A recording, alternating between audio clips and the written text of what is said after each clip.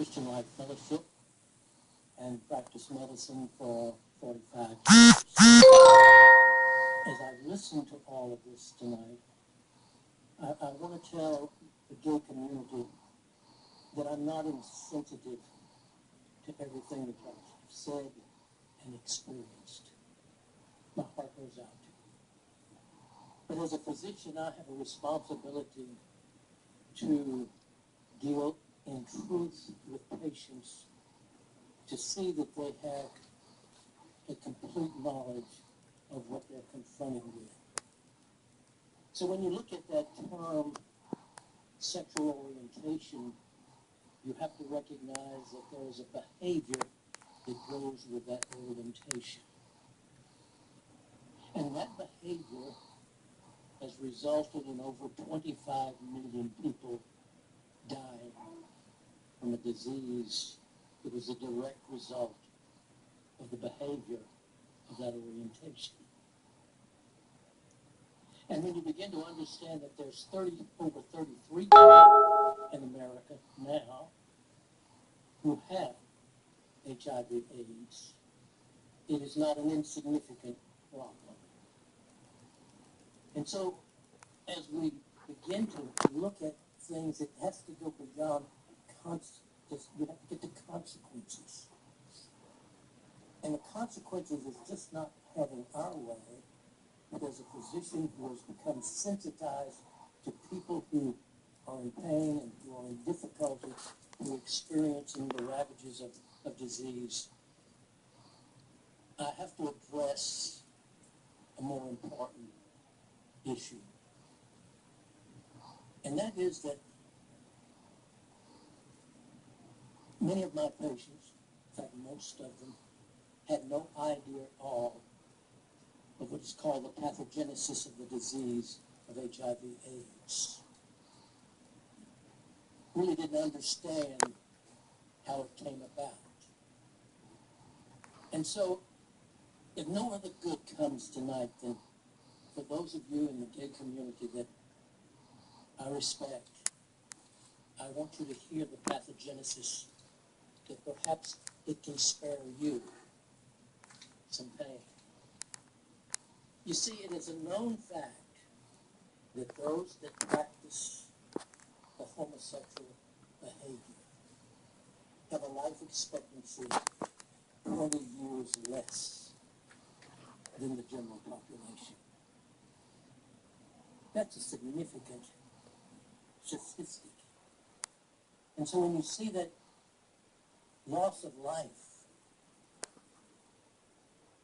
I can't help but say, hey, stop and let's see what's going on. And so, if you will indulge me, I want to just, as simply as I can, explain to you the pathogenesis and why it's so important for you to understand why you must refrain. You see, of the 33 million in America with AIDS, 20 million of those are the direct result of sodomy, contact, penetration of the rectal cavity. Now, in order to understand how this thing works, I want you to just indulge me for just a few moments, because it might help some of you. The rectal wall is composed of 4 layers of tissue. It's composed of the mucosa, the submucosa, the muscularis, and the serosa. Now, this is the important thing I want you to understand, because when you penetrate the rectum,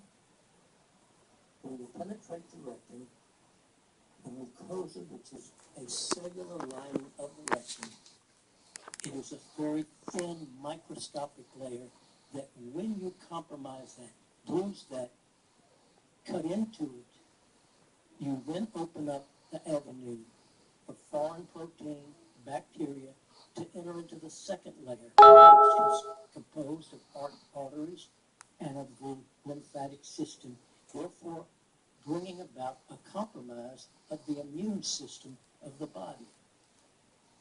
So when you see HIV, you see that this is the human immunodeficiency virus. AIDS is the acquired immunodeficiency. So this is all something that happens. So for those of you that can't understand this, let me just give you the conclusion of this. Our meeting's almost over. Okay, just give me a couple of minutes. It'll be over. What? It'll be over. At 8:30, the meeting ends by law. Okay. You want to hear? Okay. It's important to understand this because when we come down to behavior, and this is what you have to understand, I practiced medicine for 15 to 18 years before I ever had one teenager with a sexually transmitted disease. Now, there's 1 in 5 that has a sexually Point of order, Mr. Chairman. Dr. Melilli, with all due respect, we have 4 minutes left, and we would like to vote on this before the meeting's over. Could you please stop? Thank you.